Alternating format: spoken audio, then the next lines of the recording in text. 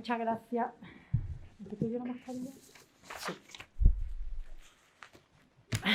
Gracias, Rosa, por tus palabras. La verdad que Rosa ha hecho... Bueno, y muchas gracias al Ateneo de Granada por esta invitación y el estar aquí esta tarde entre amigos y conocidos, pues para mí también es un placer, ¿no?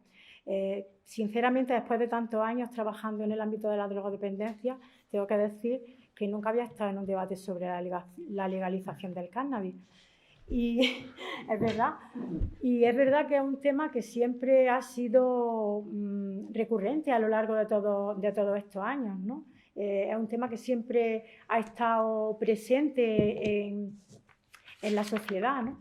Y bueno, yo en realidad como profesional que trabaja en el ámbito de la drogodependencia desde hace muchos años, tanto en el campo del tratamiento, porque el Centro Provincial de Drogodependencia es un centro que lleva funcionando desde el año 87, ¿no? Pero en realidad empezamos a trabajar en el 85 en el Ayuntamiento de Granada.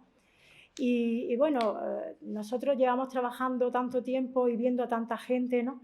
Y tratando a tantas personas con problemáticas que, claro, nuestro enfoque es totalmente diferente, ¿no? Es un enfoque más que tenemos que plasmar, ¿no? Yo, en realidad, aquí mi posicionamiento respecto a la legalización o no del cannabis, pues la verdad es que para mí no es relevante. No es relevante el que, como profesional que trabajo tanto en el campo de la prevención como en el campo de la intervención y el tratamiento de las personas que tienen todo tipo de adicciones, pues no es muy relevante por una razón muy sencilla, y es porque el hecho de que el cannabis esté legalizado o no va a repercutir en que sea un problema o no lo sea para las personas que lo consumen.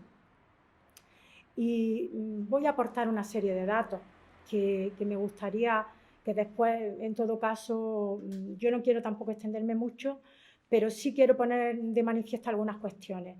En primer lugar, es verdad que en los últimos 15 años han aumentado los casos de admisiones a tratamiento por cannabis en la provincia de Granada en un 32%. Y eso es un dato bastante significativo. El cannabis ahora mismo es la tercera droga que motiva los tratamientos, por detrás de lo que es el alcohol, que es la primera sustancia que motiva los tratamientos, la cocaína y, en tercer lugar, el cannabis, con un 20% de personas que están en tratamiento por ese problema. Según los datos epidemiológicos del Observatorio Español sobre Drogas y Adicciones, se estima que 237.000 personas entre 15 y 64 años consumieron cannabis entre 2019 y 2020, de las que 86.000 eran menores de edad. Entre 15 y 17 años, 86.000 menores de edad se iniciaron en el consumo de cannabis. Se sabe también que el grupo de entre 15 y 24 años es el grupo de mayor consumo. Y también se ha visto que aumenta el consumo problemático 2 puntos en jóvenes en este tiempo. Bien, ¿a qué se debe este aumento? Me pregunto, y yo creo que nos lo tenemos que preguntar todos, ¿qué está pasando? ¿Por qué aumenta tanto el consumo de cannabis? En definitiva, aquí hay una serie de factores que tienen que ver con el ambiente y que pienso que hay que poner de manifiesto también. Por un lado, es cierto que hay un gran mercado de producción y de distribución, como muy bien ha apuntado Rosa. Y claro, evidentemente, si hay oferta, hay demanda, ¿no? La oferta y la disponibilidad y la fácil accesibilidad a este producto, junto con la baja percepción de riesgo que tienen los jóvenes y las personas no tan jóvenes, la aceptación social que hay del consumo de cannabis y también la normalización que hay del uso, junto con el aumento también de la publicidad indirecta, porque hay muchísima publicidad en torno al cannabis, a pesar de ser una sustancia ilegal. Pero se publicita de manera indirecta pues, en artículos de todo tipo, desde la mascarilla, que también ya lleva la planta de la María, ¿no? Hasta cualquier otro artículo que utilizamos diariamente, ¿no?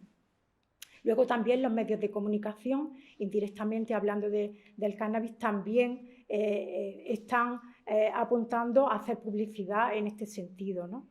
Y lo que también está pasando es que esa información que se está dando no es una información veraz, es una información que mezcla, confunde y hace que la población no tenga claro de qué estamos hablando, ¿no?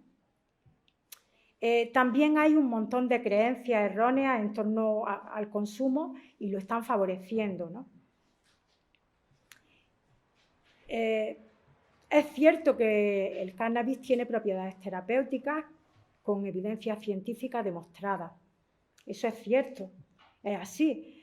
Está indicado en el dolor crónico en personas adultas, está indicado porque tiene también propiedades antieméticas y puede tener una indicación pues, para reducir el vómito y las náuseas en tratamientos de quimioterapia.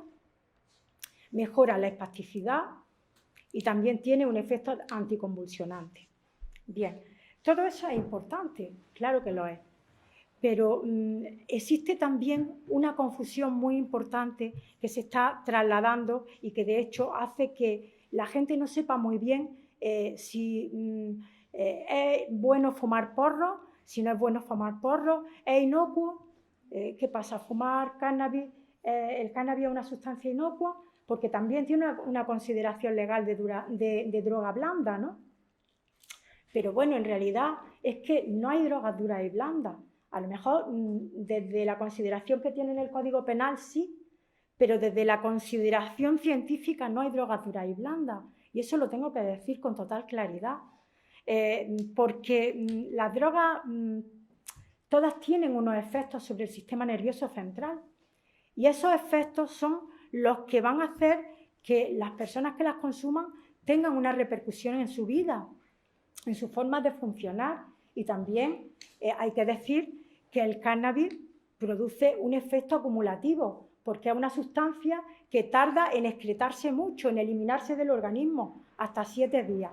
Entonces, cuando hay un consumo habitual, evidentemente eso tiene unas repercusiones sobre el organismo y sobre la vida de las personas. Entonces, el cannabis produce un síndrome que se llama amotivacional. El cannabis produce adicción, produce dependencia. Por tanto, no es una sustancia inocua. Es que no hay ninguna droga inocua. La consideración de legal o ilegal no significa que sean más peligrosas o menos peligrosas. Estamos hablando de cuestiones muy distintas que no tienen nada que ver con la peligrosidad ni con la nocividad de las sustancias. Y eso pienso que la población debería de saberlo. También es verdad que el cannabis influye en los procesos cognitivos, produciendo problemas de concentración, problemas de memoria, problemas también de aprendizaje. Y cuando esto, además, aparece en edades muy tempranas, pues imaginaros la repercusión que tiene en la vida adulta de esas personas, ¿no? Incide también, como ha dicho muy bien Rosa, en la salud mental de las personas consumidoras habituales. De hecho, induce a psicosis y exacerba también la esquizofrenia en personas que tienen cierta predisposición a padecer esa enfermedad. Y a lo mejor con un único consumo puede aparecer una esquizofrenia en personas vulnerables y en personas que tengan antecedentes psiquiátricos en su familia, de problemas psiquiátricos en su familia. De hecho, un dato que considero bastante importante es que el 20% de los pacientes en tratamiento en los centros de tratamiento de adicciones de la provincia de Granada tienen trastornos mentales, de los pacientes que están en tratamiento por cannabis. Y estamos hablando de un dato bastante importante. No estamos hablando de un 5% ni de un 2%, estamos hablando de un 20%. Son muchas personas que tienen trastornos mentales y que además son adictas al cannabis. Ahí lo dejo. Bueno, los motivos que argumentan o que se argumentan para la legalización, entre uno de ellos está la salud. Bien, se apunta, ¿no?, a que se reduciría el consumo en menores, dificultando su acceso si se legalizara el cannabis. Ese es uno de los argumentos que se plantean para la legalización en materia sanitaria. Bueno, pues si comparamos que el consumo de menores de cannabis, en el tema del cannabis, que hemos dicho que se iniciaron 86 menores entre 2019 y 2020, pues resulta que si lo comparamos con el consumo de alcohol, pues en la misma época se iniciaron 348.000 menores en el consumo de alcohol. Hay una diferencia. El alcohol es legal. Bien, también se apunta en materia sanitaria que mejoraría el tratamiento de las secuelas de enfermedades, porque, ojo, no cura ninguna enfermedad. No hay ninguna evidencia científica de que el cannabis cure nada. Mejora las secuelas de algunas enfermedades, como he dicho, pero no cura nada. Y lo que también es cierto, que el cannabis por la vía fumada no es recomendable para nada. Ay, perdón. Me estoy extendiendo más de la cuenta. Bueno, no es recomendable para nada porque tiene sus riesgos y es totalmente nocivo. Luego, por otro lado, también en ese tema, pues habría que apuntar que es difícil ajustar la dosis de cannabis para mejorar este tipo de patologías que aparecen, ¿no?, que tiene, bueno, es difícil ajustar la dosis de cannabis pues en un porro o incluso en una infusión para personas que habitualmente no consumen cannabis, para poder aplicar terapéuticamente ese tipo de la dosis adecuada para mejorar su bienestar, ¿no? Luego también hay otro argumento, que es la lucha contra las mafias. Si se legaliza, pues evidentemente parece que habría menos problemática en ese sentido. Bien, quizás los países que se han anticipado y que han puesto de manifiesto que había que legalizar y lo han hecho, pues tampoco se tienen todavía datos de los resultados. Donde sí he visto que había datos es en California, que lleva 5 años ya con la legalización del cannabis, y lo que sí se ha visto es que no se consigue normalizar la situación, porque parece que tanto las empresas productoras como las distribuidoras prefieren no legalizar ni normalizar su situación y pagar las multas, las sanciones, porque parece que les es más rentable. Ahí lo dejo. Y luego también parece que se apuntan razones económicas para el país. Bueno, pues la Universidad de Barcelona apunta que se recaudarían como unos 3.300 millones de euros al año en impuestos y que se crearían unos 92.000 puestos de trabajo. Bien, yo, como he dicho antes, pues desde mi punto de vista profesional, tanto la legalidad o ilegalidad de las drogas no es relevante, porque repercute en la salud de las personas el consumo y porque desde el punto de vista del tratamiento eso no mejoraría nada. Desde el punto de vista de la prevención sí hay que decir una cuestión muy importante, y es que un factor de riesgo importante para el consumo y además bastante determinante es la disponibilidad de la sustancia y la accesibilidad. Si una sustancia es accesible, estamos hablando de que hay un factor de riesgo muy potente para consumirla. Eso es importante tenerlo en cuenta. Con lo cual, desde el punto de vista de la prevención, la legalización parece que tampoco ayudaría mucho si lo comparamos con el alcohol. Porque una cosa es la legalización, la normalización, y luego otra cosa es el cumplimiento de esas normas. Que en el caso del alcohol parece evidente que, a pesar de haber una normativa de que está prohibida la venta y consumo de alcohol en menores de 18 años, y sin embargo, fíjate qué datos tenemos, ¿no? Bien, pienso que hay que seguir trabajando en la prevención del consumo muchísimo, retrasando las edades de inicio de los consumos y promoviendo un ocio saludable. Eso es fundamental para la población y, sobre todo, para el desarrollo de las personas de una manera adecuada, ¿no?